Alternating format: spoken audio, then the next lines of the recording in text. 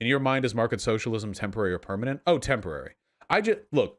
So the component of market socialism that's important to me. I should have talked about this with Keem. The important of market okay, here, hold on. Let's do this, okay? Okay, get ready, people, for fucking paint stream, okay? Okay. Behold, dipshits. I'm skeptical we'll ever escape market. Okay, I'm gonna draw the world, okay?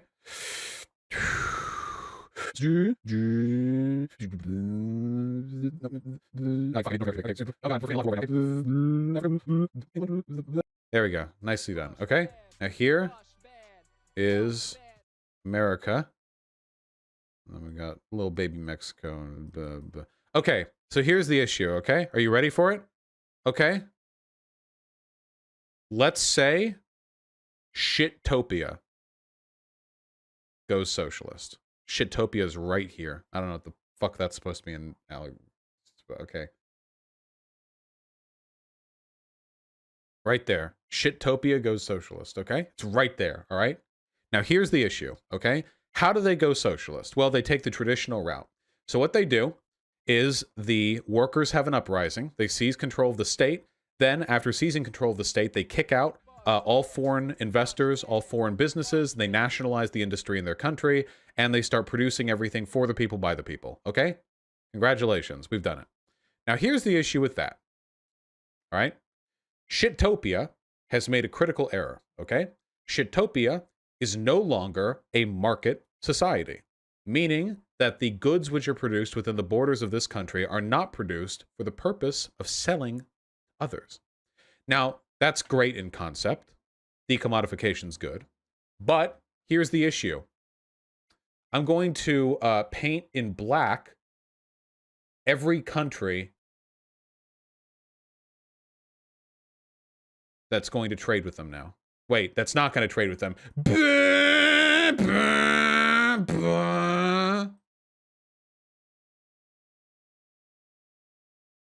Okay.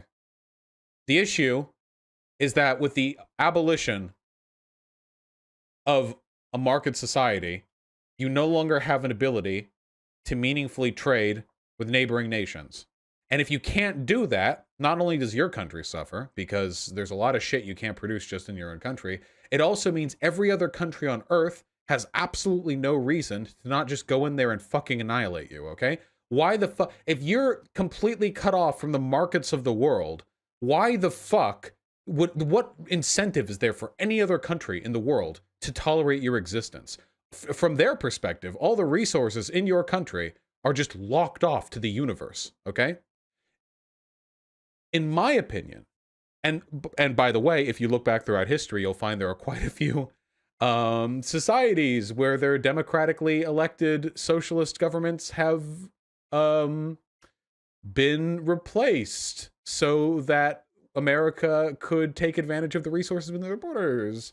Yeah, this has happened a couple times. Yeah. The reason why I like market socialism is because it means you can bide your time and wait for other countries to start popping up that are also worker controlled. And once those countries start popping up, you can form trade blocs, which is pivotal because if you form trade blocs, you gain the ability to trade with first world nations. And in doing so, you disincentivize military action against your countries.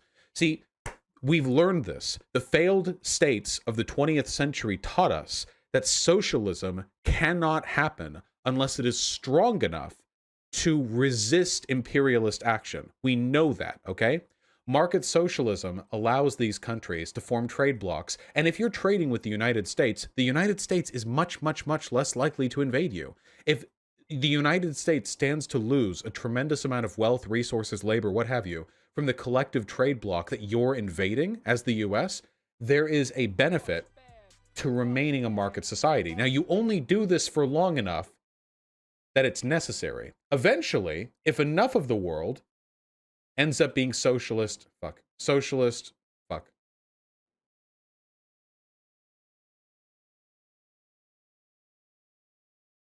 socialist,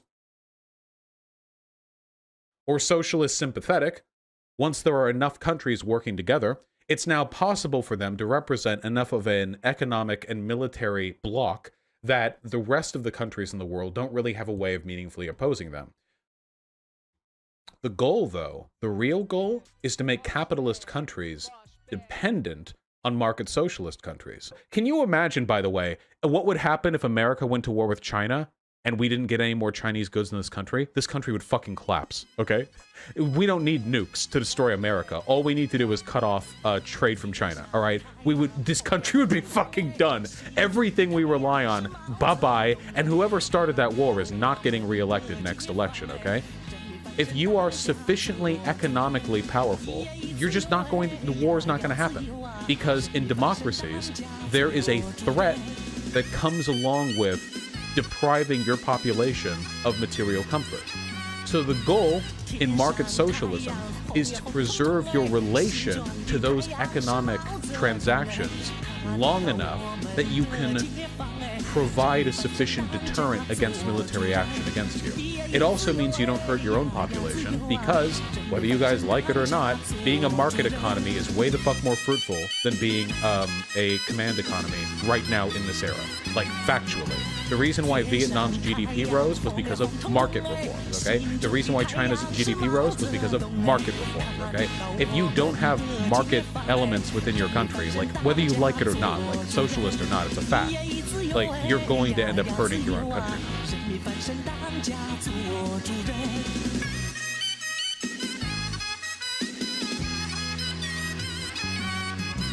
天上太阳红呀红彤彤哎，心中的太阳是毛泽东哎，他领导我们的解放哎。Isn't this what China's doing? Well, China's not socialist, so it kind of defeats the purpose a little bit.